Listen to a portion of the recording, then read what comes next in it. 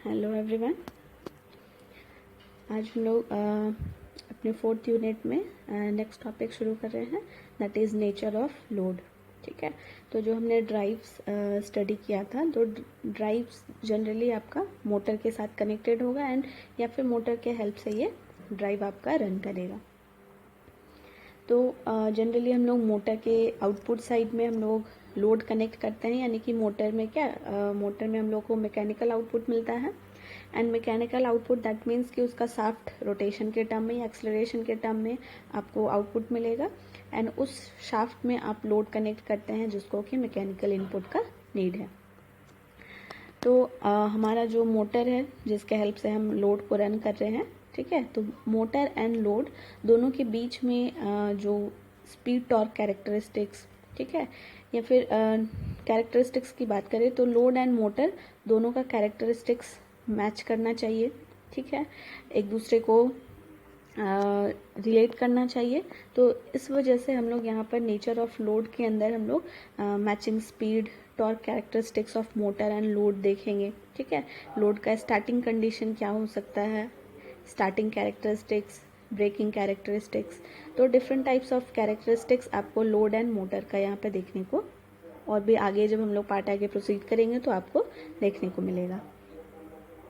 तो यहाँ पर आपको इंट्रोडक्शन पार्ट दिया हुआ है कि हम लोग अगर हम लोग लोड कनेक्ट कर रहे हैं मैकेनिकल लोड, ठीक है, जिससे रोटेशन या मैकेनिकल इनपुट का रिक्वायरमेंट होता है, तो इस केस में हम लोग स्पीड एंड टॉर्क कैरेक्टरिस्टिक्स को कैसे स्टडी कर सकते हैं, कैसे समझ सकते हैं इन जनरल। तो यहाँ पर आपको मिलेगा कि स्पीड, ठीक है, कोई भी मोटर या फिर मोटर से जो भी आपका मशीन या ड्राइव ऑपरेट हो रहा है, तो उन दोनों का स्पीड टॉर्क कैरेक्टरिस्टिक्स मैच करना, ठीक है, नेसेसरी है, एसेंशियल रिक्वायरमेंट है, ताकि हम दोनों के बीच में एक रिलेशनशिप यहाँ पर हम लोग फॉर्म कर सके। ठीक है, तो इसी की वजह से हम लोग को इस रिलेशनशिप को सेट करने के लिए, फॉर्म करने के लिए speed and torque characteristics between load and motor या फिर ड्राइव, तो इसके लिए हम लोग लोड टॉर्क कैरेक्टरिस्टिक्स, ठीक है, स्पीड लोड टॉर्क कैरेक्टरिस्टिक्स पढ़ते हैं। तो आपका जो ये मैकेनिकल लोडिंग या फिर सिंपल अगर हम लोड टॉर्क की बात करें, तो लोड टॉर्क को आप दो कंपोनेंट्स में इसको कंस्टिट्यूट कर सकते हैं। ठीक है, एक आपका इलेक्ट्रिक फॉर्म में होगा, ठीक है, यानी कि जो आप मोटर को इनपुट साइड में इलेक्ट्रिकल इनपुट अप्लाई कर रहे हैं ना, आउटपुट साइड में आपको मैकेनिकल आउटपुट मिल रहा है।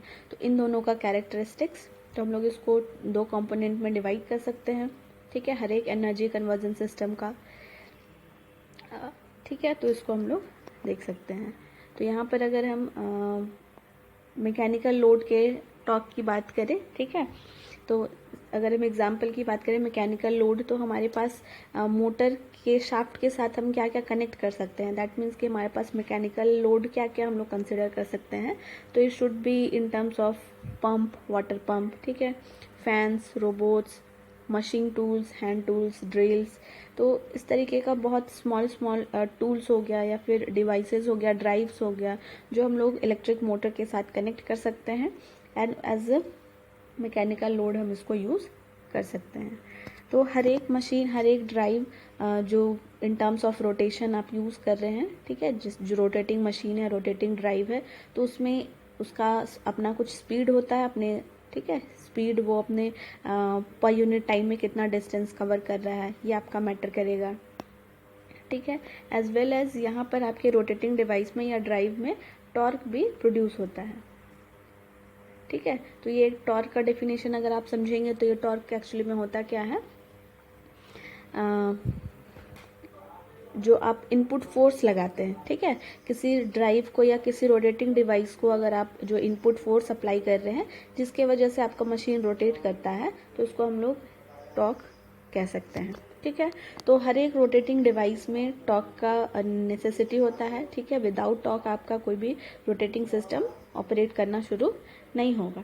तो ये जो टॉर्क है आपका एडिटिव नेचर का भी हो सकता है, दैट मीन्स कि आप जिस डायरेक्शन में आपको रोटेट कराना है उसी डायरेक्शन में भी टॉर्क लगता है, एंड कुछ आपका सब्ट्रैक्टिव नेचर का भी या रिपल्सिव नेचर का भी होता है, ठीक है, तो ये भी हम लोग ऑब्जर्व कर सकते हैं। लोड टॉर्क को अगर हम लोग बेसिकली मेनली क्लासीफाई करें, ठीक है, तो यहाँ पे active load torque and passive load torque में इसको आप कैटेगराइज कर सकते हैं। तो एक्टिव लोड टॉर्क क्या होता है कि active load torque which have the potential to drive the motor under equilibrium condition, ठीक है, यानी कि आपका जो मोटर है, जो ड्राइव है, जिससे आप रोटेट कर रहे हैं, मोटर के साथ आपने लोड कनेक्ट किया हुआ है, तो ये जो आपका मोटर है या जिस मोटर के शाफ्ट के साथ आपने लोड कनेक्ट किया है, तो ये इसको जब आप रोटेट कराना शुरू करेंगे, ठीक है, तो अंडर सर्टेन कंडीशंस अगर आप इसको रोटेशन चेंज कर देते हैं या फिर आप अगर लोड रिमूव कर दे रहे हैं, तो आपका जो मोटर है वो इक्विलिब्रियम कंडीशन में वापस आने का पोटेंशियल रखता है। तो इस तरीके का जो टॉर्क लगता है जब आप लोड को कनेक्ट करते हैं मोटर के शाफ्ट से, तो ये आपका एक्टिव लोड टॉर्क कहलाता है, ठीक है। आप अगर रोटेशन, मोटर का रोटेशन चेंज कर दे रहे हैं या ड्राइव का रोटेशन किसी इंस्टेंट पे आप चेंज कर दे रहे हैं या लोड को आप रिमूव कर दे रहे हैं, तो आपका जो मोटर जिस पर आपने टॉर्क लगाया था स्टार्टिंग में ड्राइव करने के लिए, तो ये अंडर इक्विलिब्रियम कंडीशन में यानी कि इनिशियल कंडीशन में ये अपना पोजीशन रिटेन कर लेगा। तो टॉर्क जो कि फोर्स ऑफ ग्रेविटी के कारण लग सकता है, हॉर्स, ठीक है, लिफ्ट्स और एलिवेटर्स, इन सभी के कारण लगता है। तो यहाँ इस तरीके का हम लोग एग्जाम्पल को as a active load torque हम लोग यहाँ पर कंसिडर कर सकते हैं, ठीक है। लोकोमोटिव ट्रेन्स में जो टॉर्क लग रहा है that is also active load torque, torque due to tension, compression, torsion, ठीक है। इलास्टिक बॉडी को अगर आप उस पर फोर्स लगा रहे हैं, टॉर्क लगा रहे हैं, तो वो अपने इनिशियल कंडीशन में आने का पोटेंशियल रखता है, ठीक है। तो इस तरीके का जो टॉर्क या फिर फोर्स लगता है that is called as active load force torque. Second one is passive load torque, ठीक है, तो जस्ट ऑपोजिट होगा एक्टिव लोड की तरह। तो ये अपने इक्विलिब्रियम कंडीशन में, पोजीशन में वापस इस तरीके का अगर आप कोई सर्टेन कंडीशंस, ठीक है, अगर कराते हैं, लाइक आप रोटेशन चेंज कर दे, सडन आप लोड को स्टॉप कर दे, तो ड्राइव को स्टॉप कर दे, तो ये आपका इनिशियल कंडीशन में वो वापस, ठीक है, अपना जो साइन रिवर्सल है वो चेंज नहीं करता है, ठीक है। एंड ये ऑलवेज आपका जो पैसिव लोड टॉर्क होगा ये ऑलवेज आपके मोशन के डायरेक्शन के ऑपोजिट होगा, ठीक है, ऑपोजिट, यानी कि ये सब्ट्रैक्टिव नेचर का लोड टॉर्क आपका होगा। तो इस तरह के लोड को हम लोग पैसिव लोड टॉर्क्स कहते हैं, ठीक है। एग्जाम्पल में हम लोग कंसिडर कर सकते हैं like torque due to friction cutting, है ना, तो फ्रिक्शन आपका ऑपोजिट डायरेक्शन में लगता है, तो ये आपका पैसिव लोड टॉर्क के कैटेगरी में आता है। अगेन अगर हम लोड टॉर्क, ये आपका load torque main classification active and passive हो गया। एंड कंप्लीट अगर हम लोड टॉर्क को और फर्दर क्लासिफाई करें तो ये आपका फ्रिक्शन लोड टॉर्क, ठीक है, जिसे हम TF से रिप्रेजेंट कर सकते हैं। Windage torque that is TW, ठीक है। And torque required to do the useful mechanical work करने के लिए जो आपको मैकेनिकल फोर्स चाहिए that will be mechanical torque. तो friction torque, windage torque and mechanical torque में हम इसको आगे लोड टॉर्क को क्लासिफाई कर सकते हैं। तो फ्रिक्शन टॉर्क क्या होता है, तो फ्रिक्शन आप जैसे वर्ड से समझ पा रहे हैं, ये आपका ऑपोजिट, ठीक है, जिससे आपको स्पीड, जो डिज़ायर्ड स्पीड है, डिज़ायर्ड रोटेशन है, उसके ऑपोजिट डायरेक्शन में ये आपका फ्रिक्शन लगता है, ठीक है।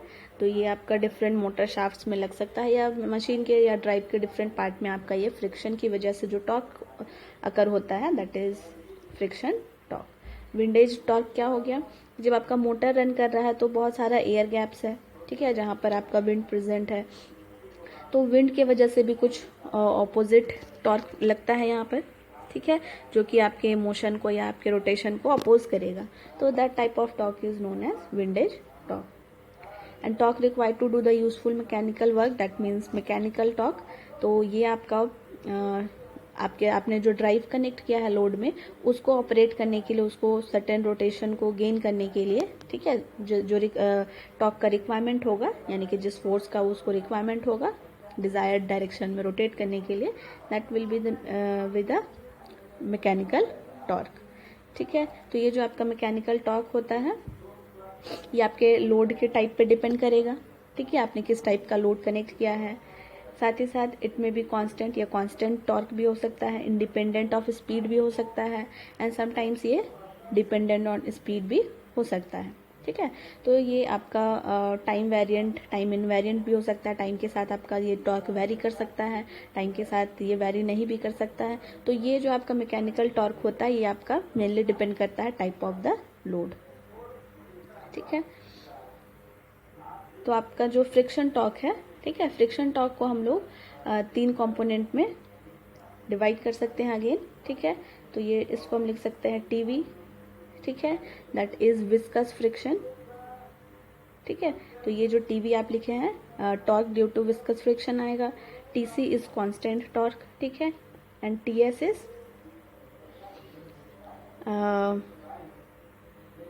टीएस यहाँ पर आपका स्टार्टिंग टॉर्क आएगा, ठीक है। दैट मीन्स कि जब आप किसी मशीन को, किसी ड्राइव को स्टार्ट करते हैं तो उस टाइम में आपका जो फोर्स लगता है वो अलग होता है, एंड जब आपका ड्राइव जो है वो सर्टेन अपना स्पीड गेन कर लेता है, ठीक है, कांस्टेंट स्पीड पे वो रोटेट करना को गेन कर लेता है उस टाइम जब वो, तो उस टाइम में जो फोर्स या टॉर्क लग रहा होता है वो डिफरेंट लग रहा होता है, ठीक है। तो ये आपका स्टार्टिंग टॉर्क अलग होता है।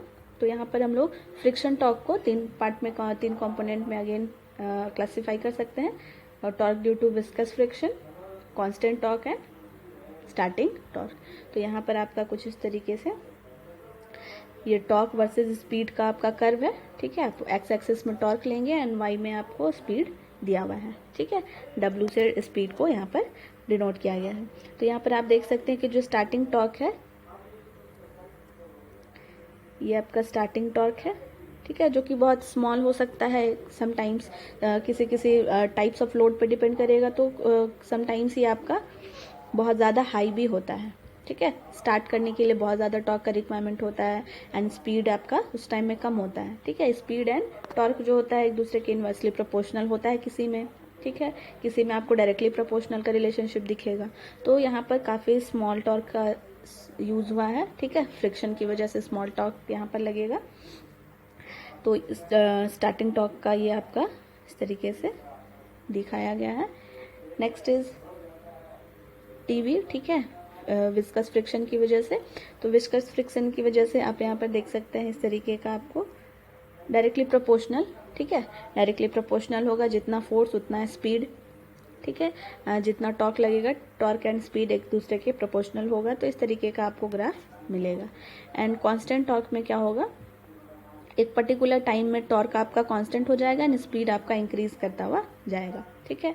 तो यहाँ पर टॉर्क आपका स्पीड हो गया, आप कितना भी स्पीड बढ़ा ले, और टॉर्क का मतलब एक बार जब सर्टेन स्पीड को ये गेन कर लिया तो फिर वहाँ पर टॉर्क का रिक्वायरमेंट नहीं होता है, ठीक है। तो इसको हम कांस्टेंट टॉर्क से यहाँ पर शो करेंगे, ठीक है। एंड इसी तरीके से यहाँ पर जो आपका torque due to viscous friction है टीवी, ठीक है, ये आपका डायरेक्टली प्रोपोर्शनल होता है स्पीड के स्क्वायर का, ठीक है, सॉरी स्पीड के डायरेक्टली प्रोपोर्शनल होगा। TV will be directly proportional to speed, ठीक है। तो मैक्सिमम स्पीड जो होगा, तो यहाँ पर बी जो आपने यूज़ किया है विस्कस फ्रिक्शन कोफिशिएंट या प्रोपोर्शनलिटी कांस्टेंट हम लोग यहाँ पर यूज़ करेंगे, ठीक है। तो ये आपका इक्वेशन यहाँ से बनेगा। एंड आपका जो विंडेज टॉर्क होता है, ठीक है, विंडेज टॉर्क जो होता है इसको हम लोग, ये डायरेक्टली प्रोपोर्शनल होता है स्पीड के स्क्वायर के, ठीक है। तो windage torque which is proportional to speed squared speed, ठीक है, and C is the proportionality constant, ठीक है। तो यहाँ पर आपका T F and T V, जो फ्रिक्शन एंड टी वी है, ठीक है, ये ऑलमोस्ट इक्वल होगा, ठीक है, क्योंकि जो आपका फ्रिक्शन लग रहा है एंड फ्रिक्शन टॉर्क जो है and torque due to viscous friction, तो ये ऑलमोस्ट आपका इक्वल होगा, ठीक है। तो ये आपको इक्वल लिया गया है। एंड वापस से जब आप लोड टॉर्क इक्वेशन में आप इसको पुट करेंगे तो आपको T L is equal to T M T V plus T E, ठीक है। Torque load is mechanical torque, viscous friction torque and windage torque, ठीक है। यहाँ पर आप विंडेज टॉर्क का वैल्यू आप पुट करेंगे जो कि डायरेक्टली प्रोपोर्शनल होता है स्पीड के स्क्वायर का, एंड टीवी जो होता है ये आपका डायरेक्टली प्रोपोर्शनल था स्पीड ऑफ द ड्राइव, ठीक है। तो यहाँ पर आप ये वैल्यूज पुट करेंगे तो आपको, ठीक है, यहाँ पर क्या है कि जो आपका BWM है दैट इज जो आपका टीवी था, ठीक है, टीवी हमने लिया था, ये आपका डायरेक्टली प्रोपोर्शनल होता है स्पीड के, एंड यहाँ पर प्रोपोर्शनलिटी कांस्टेंट हमने लिया था बी। तो ये TB is equal to B W M जो होता है, ये आपका बहुत ही स्मॉल वैल्यू होता है as compare to mechanical load, ठीक है। मैकेनिकल लोड जो होता मैकेनिकल टॉर्क जो होता है, ये आपका डिफरेंट फैक्टर्स पर डिपेंड कर रहा है, ठीक है, जैसे हमने पहले देखा। तो आपका जो मैकेनिकल लोड को ऑपरेट करने के लिए जो टॉर्क का रिक्वायरमेंट होता है वो बहुत ज़्यादा लार्ज होता है, ठीक है, as compare to viscous friction. Friction torque आपका बहुत कम होता है मैकेनिकल टॉर्क के कंपैरिजन में। तो इस वजह से यहाँ पर अगर हम इस पार्ट को नेग्लेक्ट कर दें, तो यहाँ पर हम लोग B W M that means TV को अगर हम नेग्लेक्ट कर दें, ठीक है, तो आपके पास T L is equal to T M plus B W M आपको मिल जाएगा, ठीक है। तो लोड टॉर्क हम लोग लिख सकते हैं mechanical torque plus torque due to windage, ठीक है, या विंडेज टॉर्क।